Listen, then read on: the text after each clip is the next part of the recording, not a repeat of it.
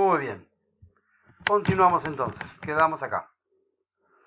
El gobierno. Hasta la generación del 80 en general, se puede hablar a veces, depende, si lees más a Roy ahora o si lees más al Piña el año pasado, la idea de un Estado gendarme. En general, en generación del 80 el Estado en general estuvo al lado del empresario y cuando había conflictos el trabajador se encontraba con un Estado que más que protegerlo generalmente estaba siempre del lado de la patronal. ¿Cuál fue el intento de Irigoyen? Romper con esto y poner un Estado mediador entre el capital y el trabajo. Y comienza a acercarse a sectores sindicalistas que históricamente vieron siempre al Estado como un enemigo. Hacen clic acá, donde dice presi.com, y les armé, para poder seguirlo, les armé esta diapositiva. Ustedes van a entrar a esta diapositiva. Ahí va, ahí carga. Ahí está. Ustedes van a entrar a esto. ¿Sí? Directamente cuando pongan eso van a entrar a esto. Puso otra foto de Irigoyen para que lo ubiquen. Y el objetivo del gobierno, poner al Estado como mediador entre el capital y los trabajadores. Esta va a salir de Irigoyen, pero hay un suceso que hace que todo este plan fracase. ¿Por qué? Porque la situación mundial hace que se problematice la realidad argentina. ¿Cuál es la situación mundial? La Revolución Rusa. Al año de que Irigoyen asume, toca la Revolución Rusa y vimos el año pasado, primer revolución comunista de la historia.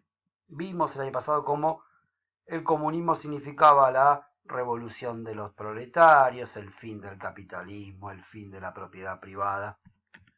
Lo que hace que cuando se produzca esto en Rusia, en nuestro país las posiciones se radicalizan. La palabra radicalizar no tiene nada que ver con la unión cívica radical, sino la palabra radicalizar significa que se ponen más extremistas. Y entonces, ¿qué les puse acá? Empresarios, terratenientes y trabajadores, ¿sí?, van a plantearse acá. Supuestamente Irigoyen quería poner el Estado acá, o sea, escuchar a unos y escuchar a otros. Pero ¿qué pasa? Esta posición intermedia con la revolución bolchevique en el medio se pone muy difícil. ¿Por qué? Los empresarios, ¿cuál es su gran miedo? Si la revolución llega acá, a la Argentina, y se acaba la propiedad privada, se acaba el capitalismo, ¿sí? No tienen ningún interés los empresarios que pase algo así, y entonces ante cualquier huelga que pueda pasar, o cualquier reclamo obrero que gritaba el empresario, se nos viene el comunismo, ¿y qué querían que el gobierno haga? Mano dura, que reprima. Y como Irigoyen no tiene idea de reprimir automáticamente, de que lo acusan de blando, ¿sí? ¿Qué pasa por el lado de los trabajadores? ¿Por qué digo que las posiciones se radicalizan? Algunos sectores obreros dicen, bueno, está bueno lo de Irigoyen, esto que nos quiere escuchar. Pero ¿qué pasa? Irigoyen, por su condición social, que es un terrateniente, ¿sí?, ¿qué plantean los trabajadores? Si la cosa se pone jodida, Irigoyen tiene que tomar partido o por nosotros o por los empresarios. Obviamente, ¿de qué lado se va a ir? Del lado de los empresarios. Entonces los trabajadores, si bien no están molestos o ven con simpatía la idea del gobierno de Estado mediador, no termina de conformarlos. Y esto, ¿sí?, ¿qué va a terminar pasando? En un gobierno donde la idea no fue reprimir, va a terminar con dos sucesos que durísimos de represión al movimiento obrero, que es Semana Trágica y que es Patagonia Rebelde. Ustedes tienen acá, abajo dice ver textos Blender, acá abajo. Ustedes no llegan a verlo, porque está justo acá abajo. Pero ustedes lo van a ver en su presi. En Blender tienen un texto de Patagonia Rebelde y un texto de Semana Trágica. En ambos casos, repito, que es lo que están viendo ustedes, cómo el movimiento obrero va a ser duramente reprimido, pese a que Irigoyen no tenía esa intención original. Y entonces se van a encontrar acá y acá, tienen una introducción al tema. Semana Trágica y una introducción al tema, y Patagonia Rebelde, lo que sería el tráiler de la película Patagonia Rebelde, donde les cuenta, les anticipa qué es lo que van a ver. No se queden con esto, por favor, tienen que leer también el texto de ambos, Patagonia Rebelde y Semana Trágica. Y acá les puse abajo una noticia de Infobae, porque en la Patagonia Rebelde y en Semana Trágica, pero más en Semana Trágica, va a aparecer un grupo de jóvenes oligarcas armados por las comisarías, armados por los sectores poderosos, pero que no van a responder al Estado, o sea, son grupos parapoliciales, que van a terminar reprimiendo duramente a las barriadas obreras y se van a ensañar con los judíos. Se habla del primer pogrom, primera persecución abierta a judíos en la Argentina, todo acusándolos. ¿Cuál es la idea de, en ambos casos, por qué terminan siendo atacados, pero duramente, los trabajadores? ¿Por qué terminamos con más de 700 muertos acá y más de 1500 acá? Porque está la revolución bolchevique. ¿Cuál es el temor de los sectores más concentrados? Si no reprimimos ya, se nos viene el comunismo. Y los judíos, Marx es judío. Y entonces, ¿de qué se acusaba a muchos judíos? De ser los instigadores de todo esto. Los sectores más concentrados o más nacionalistas, entre comillas, plantean que los problemas sociales son, los traen importados los inmigrantes. Estábamos 10 puntos hasta que los inmigrantes vinieron con estas ideas europeas de comunismo y anarquismo, y por eso lo que hay que hacer es ir contra ellos, atacarlos duramente, para evitar que esto pase en la Argentina. ¿Recuerden el año pasado? Habíamos visto en la generación 80 la ley de residencia, la ley que permitía expulsar a los inmigrantes. Se aplicó la ley de residencia y se terminó expulsando a muchos inmigrantes.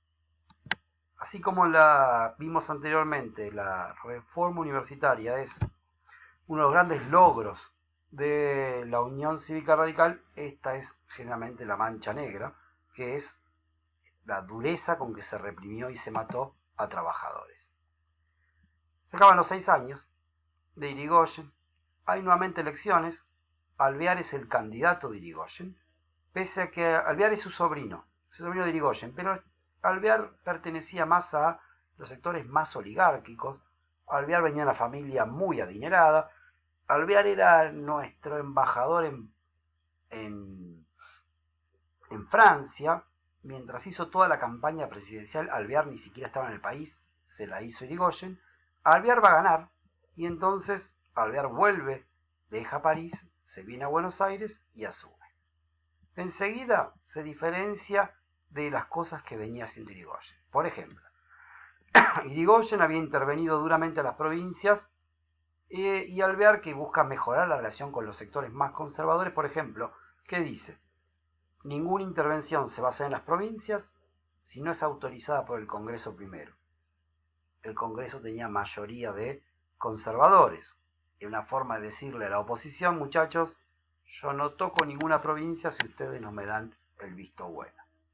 Vimos con Irigoyen que el ejército no se llevaba bien y principalmente que pedían: queremos más plata, y aparte estaban molestos porque habían puesto a un civil y no a un militar como ministro de guerra.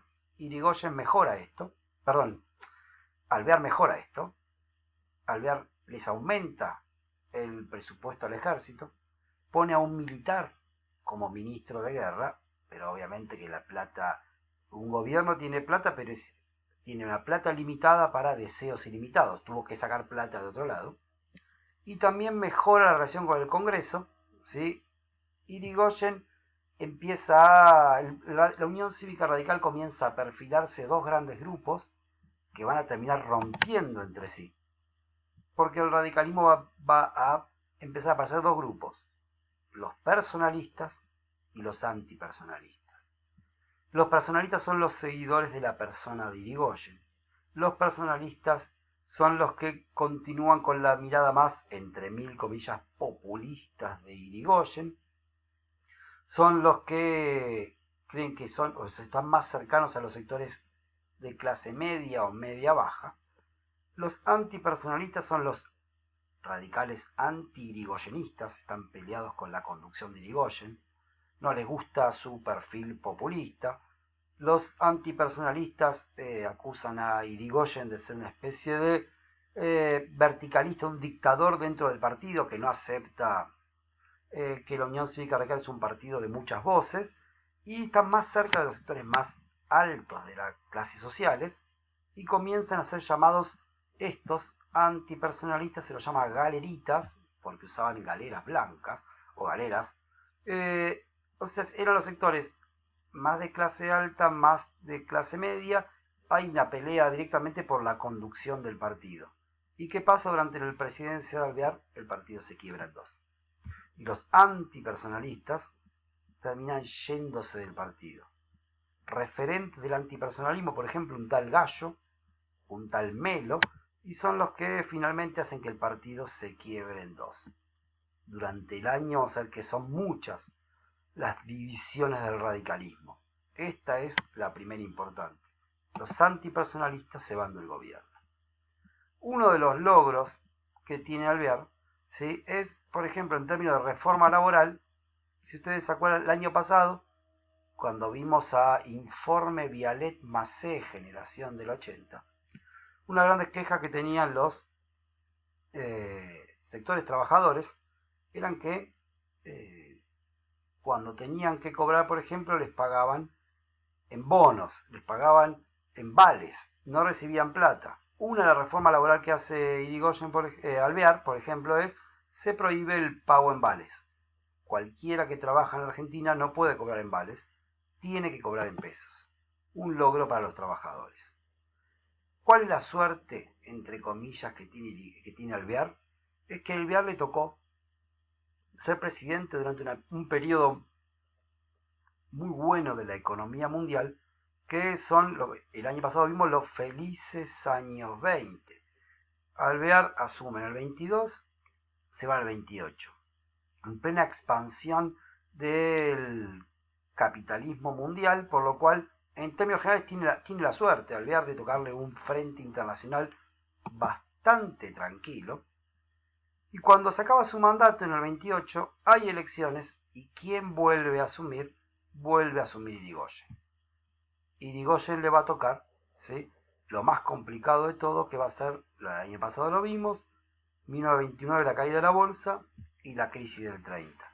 Y va a coincidir la crisis del 30 con el primer golpe cívico-militar de la Argentina. Irigoyen va a ser el primer presidente en sufrir un golpe militar, que va a estar muy ligado a las consecuencias que va a traer en nuestro país la crisis del 30. Entonces, Irigoyen asume el 28 y ustedes van a ir a Blended y tiene un texto, yo lo voy a abrir acá, que dice segunda presidencia de Irigoyen. ¿Y qué le va a contar acá? Le va a contar que ahora el radicalismo tiene mayoría en diputados, ¿sí?, que no había tenido antes, que hay gobernadores radicales en provincias, ¿sí?, que hay mucha gente, dirigentes que están para realmente hacer que el radicalismo pegue un salto importante.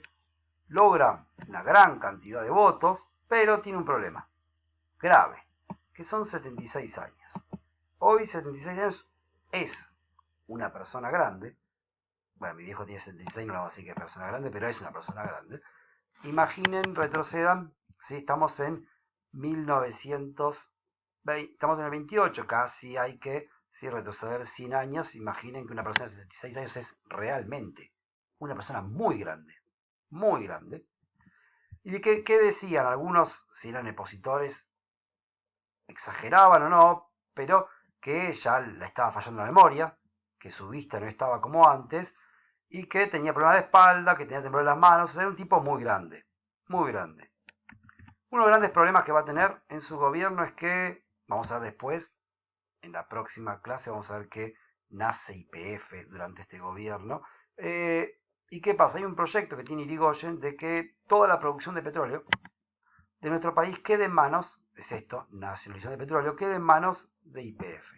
¿Qué pasa? Las empresas extranjeras, e inclusive las provincias que recibían plata de las empresas extranjeras, no querían saber nada con esto, y finalmente sí, que un proyecto que terminó frustrado.